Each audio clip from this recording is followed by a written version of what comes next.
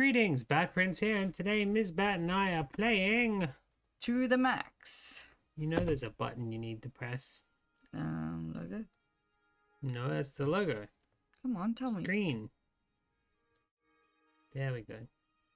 To the max. Yeah, well, we missed the titles. Yeah. That's okay.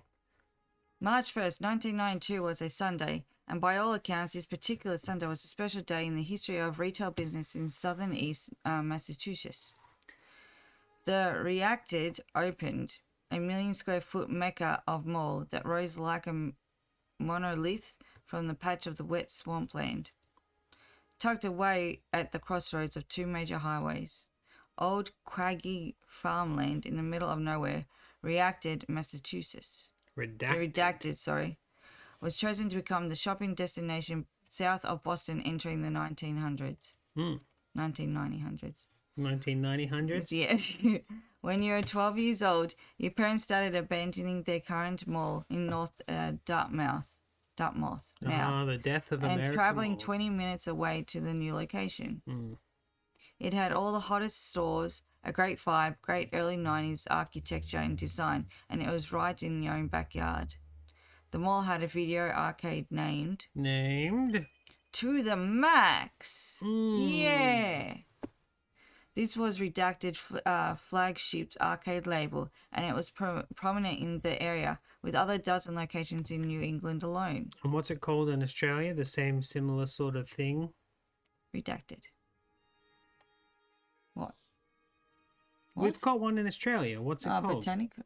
Miss Britannica? No, that's just our pub that we can play video Time games Zone. in. Time Zone is the one Time that we Zone. had, yeah. Yeah. It's still there. Is it? I think so. Cool, I don't want to go there. Yeah, you'd get the bad thing.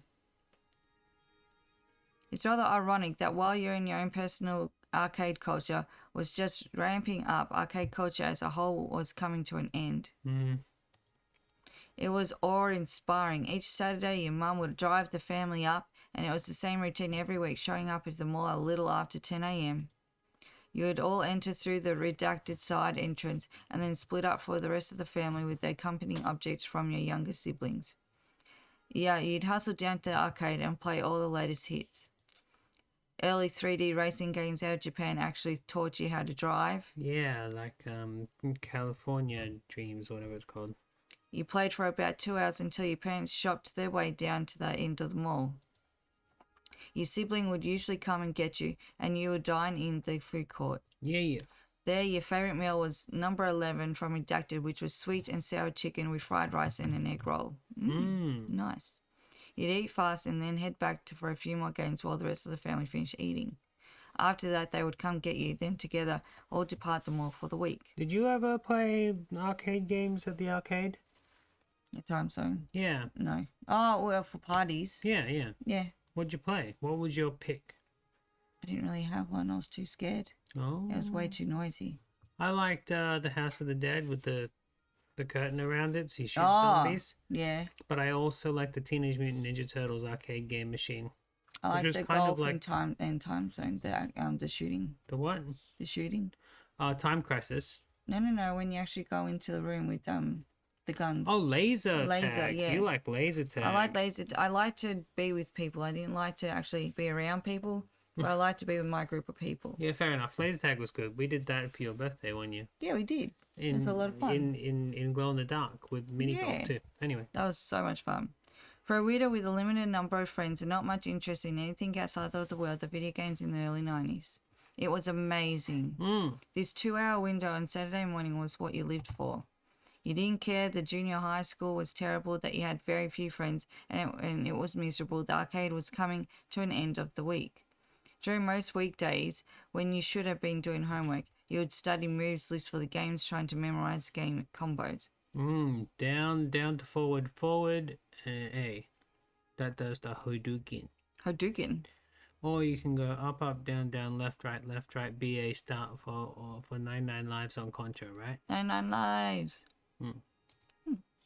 You'd use your study hall periods to sneak away to the computer lab. You would type up and print out moves lists, fatalities, and secret codes so that Saturday game came. You could show up to the arcade as a rock star. Yeah. with your rockstar black binder of moves.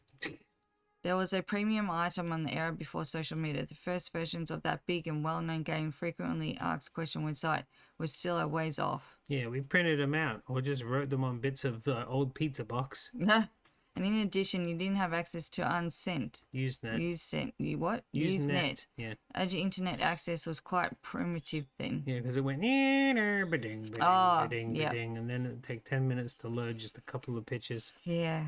You're completely obsessed with this arcade. So when you turned 17 and learned that money was useful, you realized that it would be insanely cool to work there. Hell yeah. Yeah.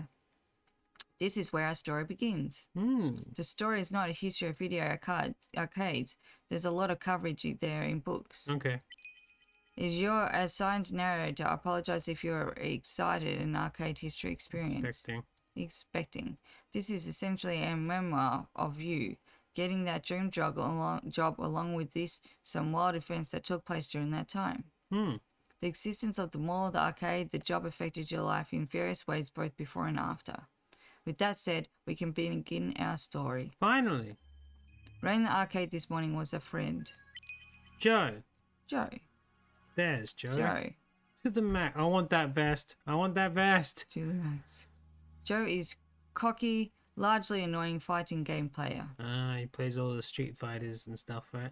But after showing him a few massive juggle combos, you won his respect. Oh my god, Pete and his juggle combos at the end of Smash. No, never mind, it's fine.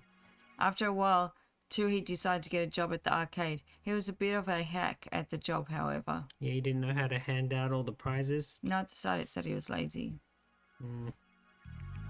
Always giving his friends free games or tokens. Don't give away free tokens. That's how you get the cool lava lamps in the background. Yeah. Always talking to everyone. By the way, you can't see it in this shot, but when I play VR games, there's a whole bunch of gothy toys up on top of our thing. A lot of those actually came from the arcade that I used tokens for. Oh, all right. Up in Melbourne, yeah. Cool. Never helping customers. He'd fit right in. What's up? Joe, what's up, man? Working today? Playing games on duty again? Don't that frown upon that? No, not really. When we don't have a manager. Huh, what? There's a hiring sign in the window. Who's writing that then? Man, it's the dude Bobby. That's Bobby. He's got to the max. Here for some reason. Wow. Well, I'm sort of looking for a job at least until college starts in the fall. Can I apply? Bobby's here. Let me check. 1 second. You sure you want to work here? It's not all-day fighting games like you think it would be. It's a complete pain in the ass. You could have passed out with nerves. You always wanted a job in the video game industry, no matter what, and this was it. Finally. Bobby, I'd like you to meet a friend of mine. Oh, hey, what's up now? Hey, I'm Bobby. No, wait, I'm Bobby. Hey, I'm Bobby. What's your name? Hit enter for the default name. Type it. What should I type? What do you mean, what should you type? It's your name. This is Patty, a great person, a regular, wants to apply for the open position. You want a job here? Are you reliable? Do I want a job here? Am I reliable? Yeah, let's save that and return. Do you want to apply for the job? No, let's not. Okay. No, I'm good. Oh, listen, I think it's best that I don't mix business with pleasure. Plus, with this school starting, I'll have way too much going on. Yeah. The end. Yay! I loved that story. Oh, okay, sorry. Apply for the job. Screw this. This is probably the only chance I'll ever have to work at this arcade. It's so worth it. Yes, sir, I'm passionate about arcades and games. The arcade games. And I think I can do a good job. Okay, come back in the morning, 8 a.m., dressed for an interview. Thank you. You're so ecstatic that you grab the application form from Bobby and start filling it out at the mall's food court over a plate of Chinese food. No better time than present, right? Sweet and sour chicken with rice and an egg roll? Yep. Very good. Yes, I guess that makes some sense. Yeah. Hey, don't read stop to steal my sunshine. Stop trying to steal my sunshine. My sunshine. On the window. Oh, No, it's not what I was saying. No. What? Are you? Yes? Oh, we can do that? Yeah, no, you Okay. can't. No, you're not 18 yet! What's the problem? They've got one of those are you 18 years or older boxes. Just click it. Okay. And? And everyone knows you checked no here and your application will be thrown in the trash. It will? Is that a thing? I think so. Are you talking to yourself? That's great. Yeah. Well, unfortunately, you are merely 17 years and 9 months old. Oh, that's close enough. I think maybe you're talking to the narrator, which is in your head anyway. All right. Let's assume that's true since I'm telling your story. Yeah, it is. Thanks, narrator. You know that by the time your birthday comes around in a few months, you'll already be in school full time. Okay. Not to mention the job quite likely won't be available any longer. Okay. Ah, this sucks. This is like the perfect opportunity for me, and of course it's not going to happen because of technicalities. Technicalities. Well, I mean, how closely are they going to scrutinize this application anyway? It's a more retail job. That's a Burger King, right? Quite possibly. And they've got two Yeah, for they've six got their what? little crown on it? crown, yeah. 2 for 6 what though? 2 for 6 burgers. Oh, yeah, two burgers for $6? Yeah.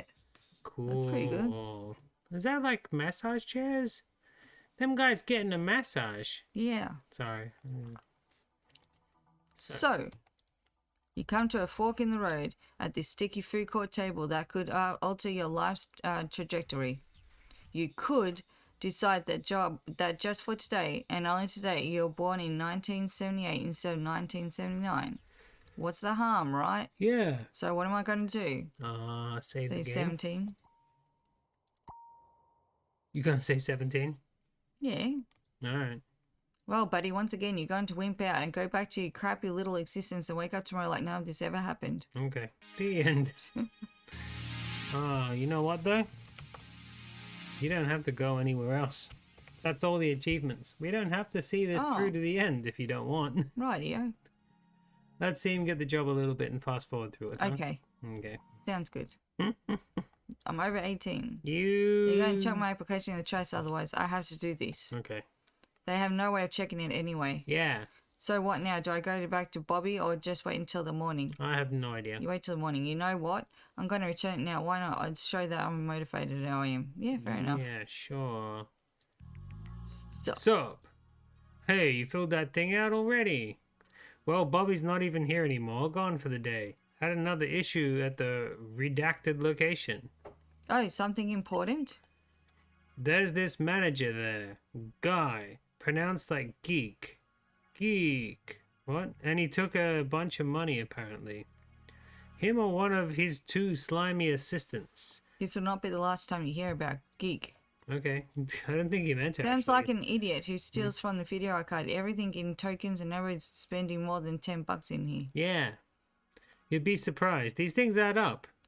Speaking of jobs, did you hear why this job even opened in the first place? Nah, someone leave? Well, actually, yeah, they left alright. Remember Russ? Russ is a minor and unfortunate sidebar to the story, yet this story would not exist without him. He had an employee of the arcade for a few months. Russ was frequently seen by playing games while on duty. You know of him, but barely exchanged anything more than pleasantries. This behaviour, the gaming on duty, can get you terminated, as it turns out. So one day, he got himself terminated, but not knowing what to expect. Whoops. Sorry. Oh yeah, I remember Russ. He was alright. I hadn't seen him in a bit, though. Actually, more like 3 weeks or so. Right, well, yeah, so there's this explanation for all that. So our good friend Russ was working Thursday night, closing shift, the usual 5 till 10, nothing crazy, clock in, watch a few kids play some rounds of something, vacuum, wipe down the game screens, clock out, go home while singing Who Killed Bambi. It's a solo shift, but it's easy. Sit behind the counter and stare. Hopefully nobody walks in while you're about to close for the night. He was in the assistant manager of a store without a manager, and if that makes any sense to you... That's odd. Right, well, so then this kid comes up and he hits Russ up about a jammed up ticket game. These machines pump out tickets from a big stack, but if just one ticket gets crumpled up, well, think about it. The game doesn't know that the ticket slot's all jammed up. It just sits there spitting out tickets into a wall of itself until it runs out. Oh no, why is the hair on the back of my neck beginning to stand up? So Russ lumbers out from behind the redemption case and unlocks the game. He sees that it's out of tickets. Oh, that game in particular, what's it called, Twister or something? Something weather related. Little light goes around in a circle. Anyway, it spits out over 5,000 tickets in a day, so we're always on it. It's a true plague. 5,000? That's unbelievable. Sure is. Anyway, Russ went back to the office to get another stack of tickets. But then he gets a phone call from the parts depot asking for part number 25 to fix one of our super ancient cabinets from the early 80s. No big deal, right? I guess not. Exactly, except the fool left his keys on the open game. Oh no, please don't tell me. Yep, someone stole the keys while he was in the office. Wow. Well, there must have been a spare key around at the back, right? A spare key? Right, like I mean, so he can still leave the lock in the gates and from outside? Deal with it in the morning? Nah, you're not getting this. That key isn't just for that one game. The key opens up every game in here, and the most people do, which management tells you not to do. He had other things on his key ring, like the key to the arcade gates and the front and back doors, not to mention the key of the token machines where most of the tokens and cash are, and the back office where the rest of the tokens of the cash are, the stock room where all our expensive prizes are kept. I mean, even his car key is gone. His house key, just to put a cherry on top for you. Wow, holy. Exactly, so if you happen to get this job, and I sincerely hope you do, you know who to thank. Though it's unlikely you'll ever see him again, fired immediately, Bobby was brought in to clean up the wreckage. Can we press the skip button now? Yep. Alright, let's go. Whoosh! What else happens? Whee! He gets a job. Yep. And then he succeeds at life with pizza and fighting games. Hooray! The And you end. go to school. You get college, you graduate. All with C's. Sounds good to me. Yay! Alright, well, I used to get all C's. that's enough of silly little jobs for today. I don't ever want to go back there. Sounds like a cushy job, honestly, though. Yeah. Yeah, you sweep up popcorn. Yeah, I did that. Yeah, That's great. cool. I loved it. I'll see you kiddies sometime later. Nighty-night.